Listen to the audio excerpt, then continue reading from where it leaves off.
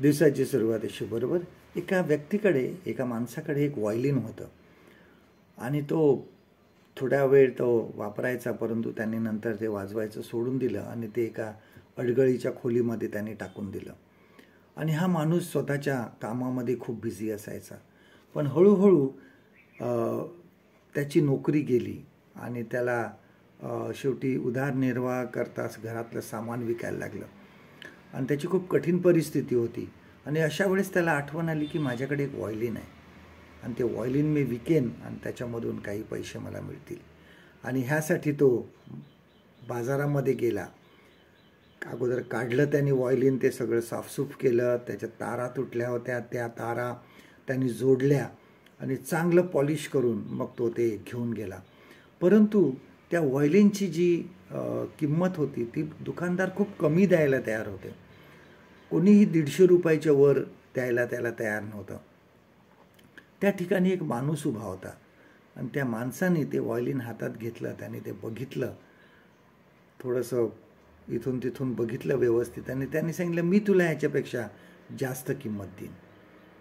आणि त्यांनी ते व्हायोलिन त्या माणसाला दिलं आणि ह्या माणसाने त्याला पैसेसुद्धा दिले. ते व्हायोलिन घेऊन हा माणूस, तो जो चांगला व्हायोलिन वादक होता, तो चौकामध्ये आला आणि त्या ठिकाणी बसून तो व्हायोलिन वाजवू लागला. आणि त्याचं ते सुंदर व्हायोलिन वादन ऐकून आजूबाजूला लोक जमले आणि लोक जमल्यानंतर मग त्यांनी सांगितले की हे जे व्हायोलिन आहे हे एका मोठ्या प्रसिद्ध कलाकाराचं आहे, कारण ह्या व्हायोलिन वादकाने ते व्हायोलिन बरोबर ओळखलं होतं.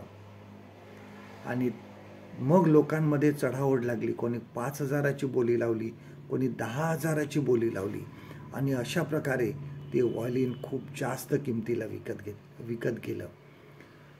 ज्या व्हायोलिनची 150 रुपये सुद्धा कोणी द्यायला तयार नव्हतं, त्या व्हायोलिनची हजारो रुपये किंमत झाली, कारण ते व्हायोलिन एका कलाकाराच्या हातामध्ये गेलं. आमचं जीवनसुद्धा असं आहे. बरेच वेळेस आमच्या कामाच्या गडबडीमध्ये आज आमचं आध्यात्मिक जीवन आहे, हे आध्यात्मिक जीवन अडगळीमध्ये पडलेलं आहे. देवाचा आम्हाला विसर पडला आहे आणि अगोदर आमचं जीवनाचं परिवर्तन होणं खूप गरजेचं आहे.